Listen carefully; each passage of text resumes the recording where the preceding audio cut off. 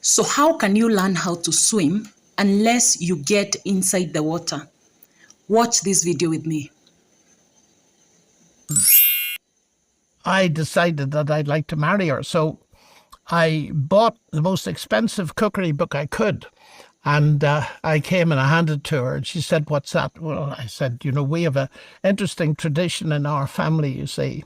And if anybody gets married, they give the potential bride a cookbook. Why?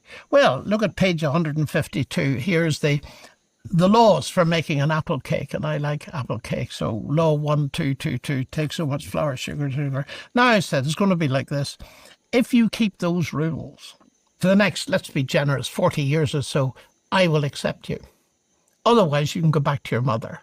Now, when I say that to an audience, they rock about with laughter, but it's exactly the way many of them have been taught to think about God.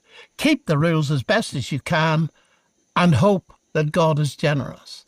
When actually, I did no such thing. I've given my wife several cookbooks, but they're not the basis of the relationship.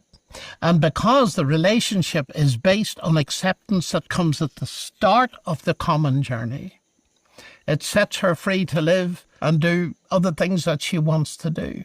And I have noticed often that once people begin to realize that, they're beginning to understand a basic concept, which is grace, that God does everything.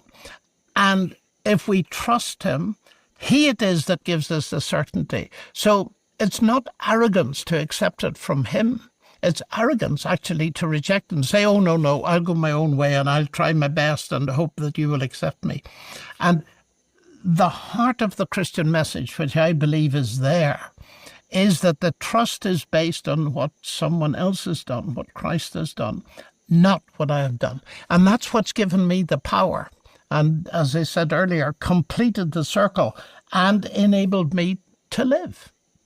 That was a really beautiful description and definition of what the Christian faith is about.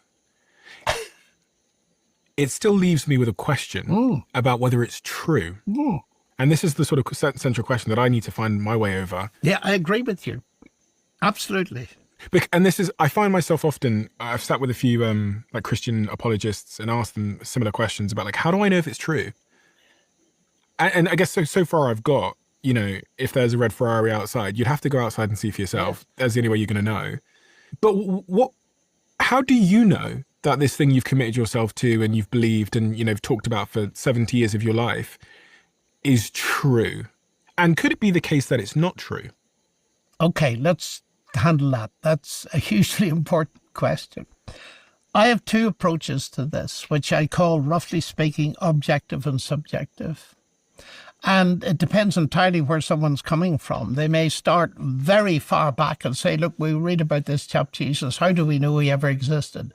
Well, then you go to the ancient historians and you find that most of them, whether they're atheists or not, believe that he existed and so on. I accept that he existed. Yes. Yeah. Okay, well, that's a good start.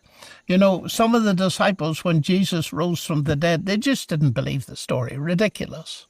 And there's a famous story of Thomas, who said to the others, he said, "Unless I see the marks in his hands and so on, I won't believe." And then Jesus stood among them. And he didn't make fun of Thomas's objection. He said, "Thomas, come and have a look.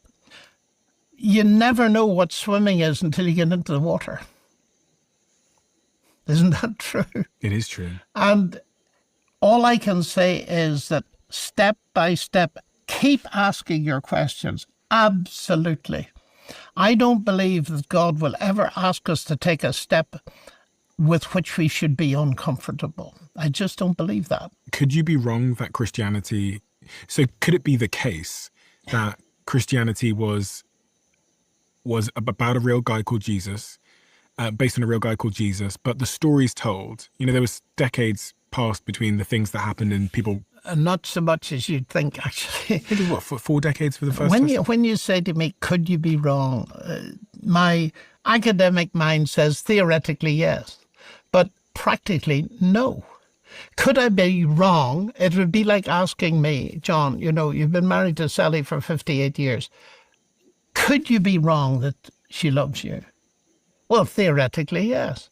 But actually, the evidence all points in the other direction.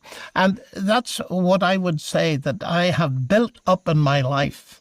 And I'd love you to ask me that question when you've read that autobiography. Why would you think it would reform? Because I think what I relate there is enough evidence for someone outside who's skeptical to say there may well be something in that. But in the end, you won't know until you step into the water. And then you find that Christ is there to catch you. And what did you find in the water when you stepped into the water? Well, I was very young.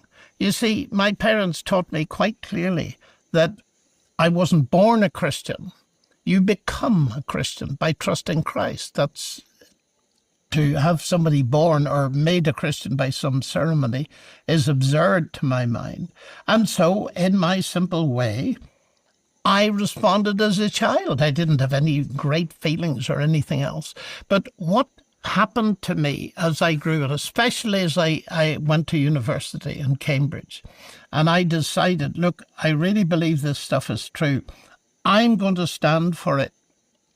And it was when I began to stand and share with others that a great deal of the underpinning came in and the certainty came. Cumulatively, not all a big... I've never had these big flashes of anything, but I have had several experiences of what I can only put down to direct divine guidance, and I record them in the book. So if you like this information, feel free to like this video and also to subscribe. Otherwise, I pray that you and your family are whole and well.